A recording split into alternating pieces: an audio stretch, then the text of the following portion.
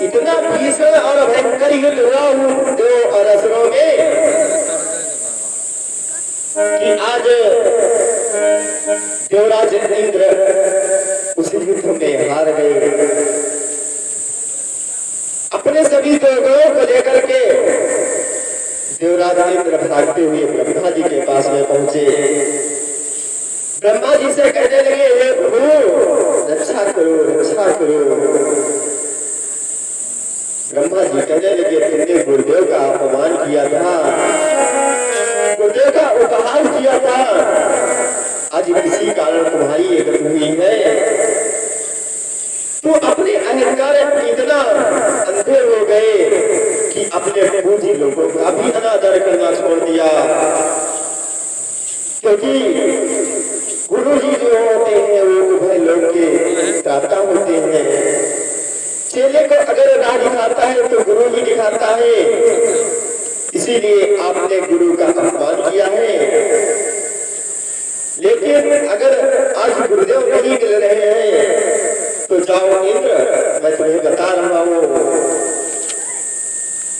कि वो परम तपस्वी बल तपसी देव की लाज बचाएंगे।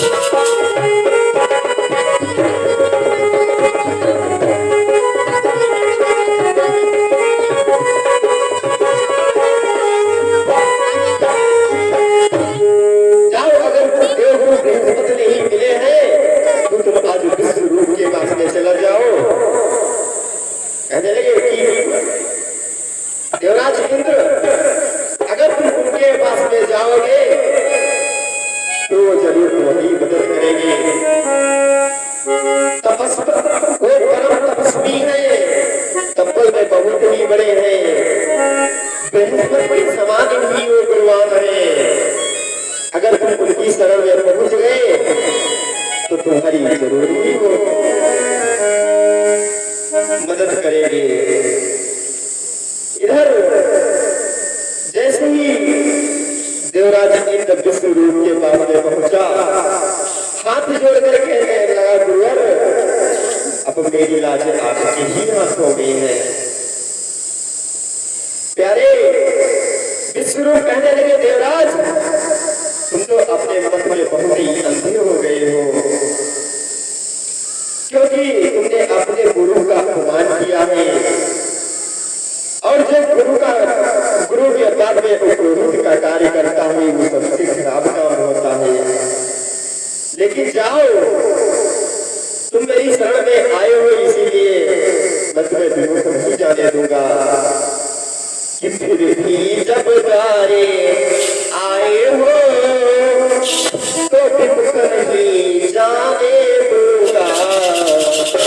जाओ तुम पर निश्चरों की अब आँच नहीं आने दूंगा।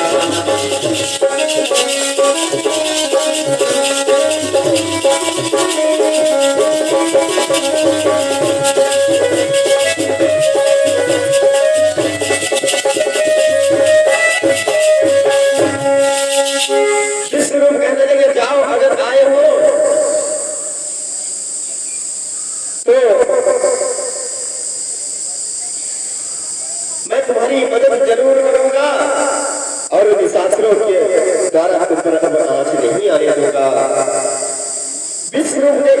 कहकर इंद्र को अभय का दान दिया और एक नारायण कवच जो रखा था उसको इंद्र को प्रदान किया।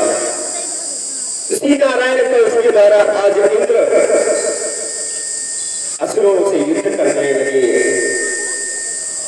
और जब युद्ध करने लगे तो उसी युद्ध के द्वारा आज असुरों को पुनः फिर से अपनी जीत हुई और जितने विशासक थे सब हार गए। लेकिन विश्वरूप जो था बहुत ही बड़ा छलिया था। वो कुछ श्लोक का तो ले रहा है लेकिन अंदर ही अंदर शत्रुओं का भी वो करता है। जब धीरे धीरे वो शत्रुओं का भी हाथ देने लगा पूरा पूरा भीत बताता है असुरों को। एक दिन की बात देवराज इंद्र को जब पता चल गया कि ये तो विश्वरूप हमारा ही षड्यंत्र रच रहा है कि वो चाल समझ कर सुरपति ने उन फंदों को भी उड़ा दिया।